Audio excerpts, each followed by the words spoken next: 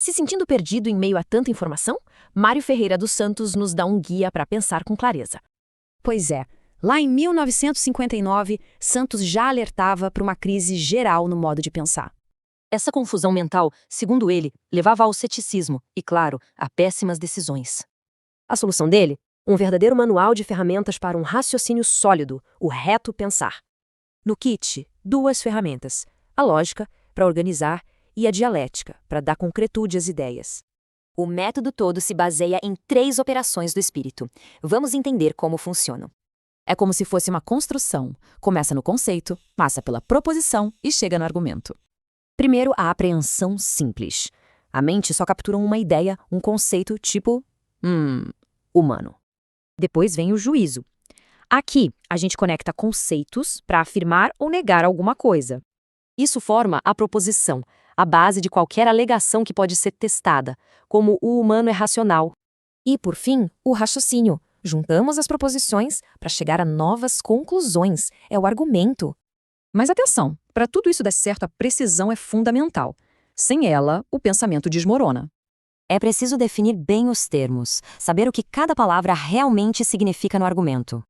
A analogia é ótima. Conceitos são tijolos, proposições as paredes e o raciocínio é a obra completa. E isso não é papo antigo. É uma ferramenta atemporal, um verdadeiro escudo contra a lógica ruim. Então, fica a pergunta, né? Com tanta desinformação por aí, será que perdemos a arte de pensar direito? Bora mergulhar na obra do filósofo brasileiro Mário Ferreira dos Santos e no seu guia para um pensamento mais afiado, métodos lógicos e dialéticos. Para a gente entender a solução que o Santos propõe, primeiro a gente precisa entender o problema que ele identificou lá nos anos 50. E olha, é um problema que parece ter sido escrito ontem. Uma verdadeira crise do pensamento. Logo no prefácio, ele já solta esse diagnóstico poderoso. A ideia é que o nosso jeito de pensar ficou fraco, sabe? A gente se enrola muito fácil em ideias falsas e acaba perdendo o norte. Parece familiar, não é? Ele descreve um mundo onde as opiniões, mais sem pé nem cabeça, acabam ganhando um espaço enorme. E isso, para ele, era um sintoma claro do que ele chamava de uma fraca maneira de pensar. E aí, claro, fica a grande pergunta que o livro tenta responder. Tá, e como é que a gente sai dessa névoa toda? Como a gente limpa o terreno da mente? A solução que ele apresenta não é nenhuma invenção mirabolante. Pelo contrário, é um retorno a uma caixa de ferramentas mentais que já provou seu valor ao longo do tempo. E as 2 ferramentas principais são a lógica e a dialética. Vamos pensar assim, a lógica é como a planta baixa de um prédio. Ela garante que a estrutura do raciocínio está correta, que uma coisa leva a outra sem erro. Já a dialética, a dialética é o teste de estresse nesse prédio. Ela bota as ideias à prova, confrontos opostos, para ver se o pensamento não só é bem construído, mas se ele também corresponde à realidade. Então, para fechar a ideia, a lógica é o engenheiro estrutural do nosso pensamento e a dialética é o inspetor de qualidade, que vai lá conferir se a obra aguenta o tranco do mundo real. Ok, então vamos abrir essa caixa de ferramentas. E a gente começa pelo começo de tudo, pelo tijolinho mais básico de qualquer pensamento. Antes da gente conseguir raciocinar, argumentar ou fazer qualquer coisa mais complexa, a mente precisa primeiro captar algo do mundo. É o primeiro contato, a primeira pegada na realidade. E olha que interessante como esse processo acontece. Tudo começa com o que os filósofos chamam de fantasma. É a imagem sensorial bruta, tipo uma foto sem edição que os nossos sentidos tiram do mundo. Em seguida, entra em campo o intelecto, que funciona como um editor, abstraindo, ou seja, extraindo só o que é essencial daquela imagem. E o resultado final dessa edição é o conceito, a ideia pura, o verbum mentis, a palavra da mente. Esse conceito, esse ens rationis, é a unidade básica do pensamento. É como se fosse o átomo da razão. É importante entender, ele não é a coisa real lá fora.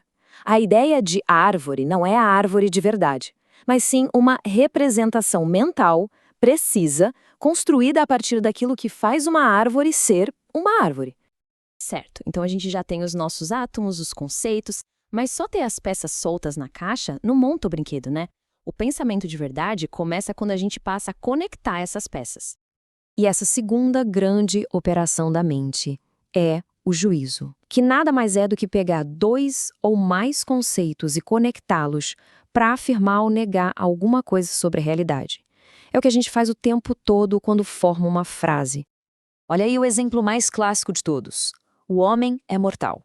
O que a gente tem aqui? A gente pegou o conceito homem, pegou o conceito mortal e conectou os dois com o verbo é. Pronto, a gente fez um juízo, uma afirmação sobre o mundo. Agora, para fazer esses juízos do jeito certo, a lógica nos dá uma distinção super útil. A diferença entre compreensão e extensão. A compreensão de um conceito é sua definição, suas características essenciais. No caso de homem, seria animal racional. Já a extensão é o conjunto de todos os indivíduos onde esse conceito se aplica. No nosso exemplo, todos os homens. Entender isso é fundamental para não criar argumentos confusos. Tá, mas depois de tudo isso a gente se pergunta, por que essa estrutura toda, que é super antiga, ainda importa hoje, nesse nosso mundo tão frenético e cheio de informação por todo lado?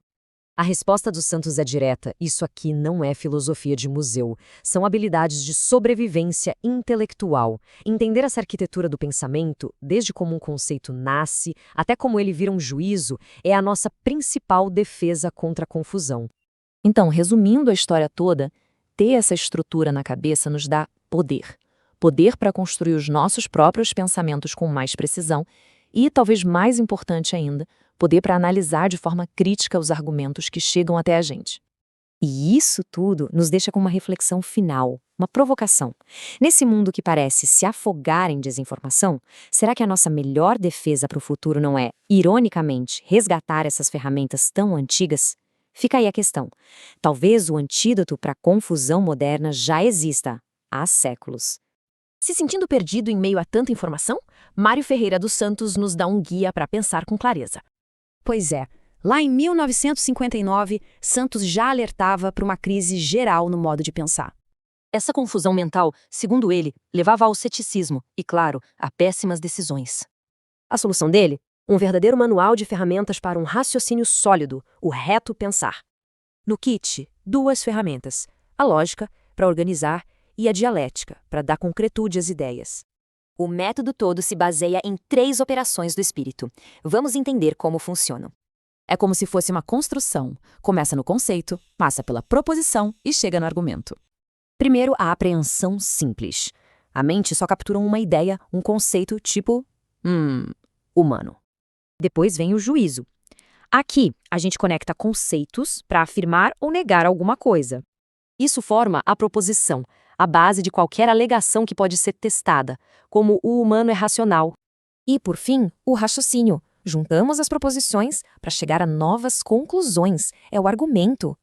Mas atenção, para tudo isso dar certo, a precisão é fundamental. Sem ela, o pensamento desmorona. É preciso definir bem os termos, saber o que cada palavra realmente significa no argumento. A analogia é ótima. Conceitos são tijolos, proposições as paredes e o raciocínio é a obra completa. E isso não é papo antigo. É uma ferramenta atemporal, um verdadeiro escudo contra a lógica ruim. Então, fica a pergunta, né? Com tanta desinformação por aí, será que perdemos a arte de pensar direito? Bora mergulhar na obra do filósofo brasileiro Mário Ferreira dos Santos e no seu guia para um pensamento mais afiado, métodos lógicos e dialéticos. Para a gente entender a solução que o Santos propõe, primeiro a gente precisa entender o problema que ele identificou lá nos anos 50. E olha, é um problema que parece ter sido escrito ontem. Uma verdadeira crise do pensamento. Logo no prefácio, ele já solta esse diagnóstico poderoso. A ideia é que o nosso jeito de pensar ficou fraco, sabe? A gente se enrola muito fácil em ideias falsas e acaba perdendo o norte. Parece familiar, não é? Ele descreve um mundo onde as opiniões, mais sem pé nem cabeça, acabam ganhando um espaço enorme. E isso, para ele, era um sintoma claro do que ele chamava de uma fraca maneira de pensar. E aí, claro, fica a grande pergunta que o livro tenta responder. Tá, e como é que a gente sai dessa névoa toda? Como a gente limpa o terreno da mente? A solução que ele apresenta não é nenhuma invenção mirabolante. Pelo contrário, é um retorno a uma caixa de ferramentas mentais que já provou seu valor ao longo do tempo. E as 2 ferramentas principais são a lógica e a dialética. Vamos pensar assim, A lógica é como a planta baixa de um prédio. Ela garante que a estrutura do raciocínio está correta, que uma coisa leva a outra sem erro. Já a dialética, a dialética é o teste de estresse nesse prédio. Ela bota as ideias à prova, confrontos opostos, para ver se o pensamento não só é bem construído, mas se ele também corresponde à realidade. Então, para fechar a ideia, a lógica é o engenheiro estrutural do nosso pensamento e a dialética é o inspetor de qualidade, que vai lá conferir se a obra aguenta o tranco do mundo real. Ok, então vamos abrir essa caixa de ferramentas. E a gente começa pelo começo de tudo, pelo tijolinho mais básico de qualquer pensamento. Antes da gente conseguir raciocinar, argumentar ou fazer qualquer coisa mais complexa, a mente precisa primeiro captar algo do mundo. É o primeiro contato, a primeira pegada na realidade. E olha que interessante como esse processo acontece. Tudo começa com o que os filósofos chamam de fantasma. É a imagem sensorial bruta, tipo uma foto sem edição que os nossos sentidos tiram do mundo. Em seguida, entra em campo o intelecto, que funciona como um editor, abstraindo, ou seja, extraindo só o que é essencial daquela imagem. E o resultado final dessa edição é o conceito, a ideia pura, o verbum mentis, a palavra da mente. Esse conceito, esse ens rationis, é a unidade básica do pensamento. É como se fosse o átomo da razão. É importante entender, ele não é a coisa real lá fora. A ideia de árvore não é a árvore de verdade, mas sim uma representação mental, precisa, construída a partir daquilo que faz uma árvore ser uma árvore. Certo, então a gente já tem os nossos átomos, os conceitos, mas só ter as peças soltas na caixa não monta o brinquedo, né? O pensamento de verdade começa quando a gente passa a conectar essas peças. E essa segunda grande operação da mente é o juízo, que nada mais é do que pegar dois ou mais conceitos e conectá-los para afirmar ou negar alguma coisa sobre a realidade. É o que a gente faz o tempo todo quando forma uma frase. Olha aí o exemplo mais clássico de todos. O homem é mortal. O que a gente tem aqui? A gente pegou o conceito homem, pegou o conceito mortal e conectou os dois com o verbo é. Pronto, a gente fez um juízo, uma afirmação sobre o mundo. Agora, para fazer esses juízos do jeito certo, a lógica nos dá uma distinção super útil, a diferença entre compreensão e extensão. A compreensão de um conceito é sua definição, suas características essenciais. No caso de homem, seria animal racional. Já a extensão é o conjunto de todos os indivíduos onde esse conceito se aplica. No nosso exemplo, todos os homens. Entender isso é fundamental para não criar argumentos confusos. Tá, mas depois de tudo isso a gente se pergunta, por que essa estrutura toda, que é super antiga, ainda importa hoje, nesse nosso mundo tão frenético e cheio de informação por todo lado? A resposta dos santos é direta, isso aqui não é filosofia de museu, são habilidades de sobrevivência intelectual. Entender essa arquitetura do pensamento, desde como um conceito nasce, até como ele vira um juízo, é a nossa principal defesa contra a confusão. Então, resumindo a história toda, ter essa estrutura na cabeça nos dá poder. Poder para construir os nossos próprios pensamentos com mais precisão e, talvez mais importante ainda, poder para analisar de forma crítica os argumentos que chegam até a gente. E isso tudo nos deixa com uma reflexão final, uma provocação. Nesse mundo que parece se afogar em desinformação, será que a nossa melhor defesa para o futuro não é, ironicamente, resgatar essas ferramentas tão antigas? Fica aí a questão. Talvez o antídoto para a confusão moderna já exista há séculos.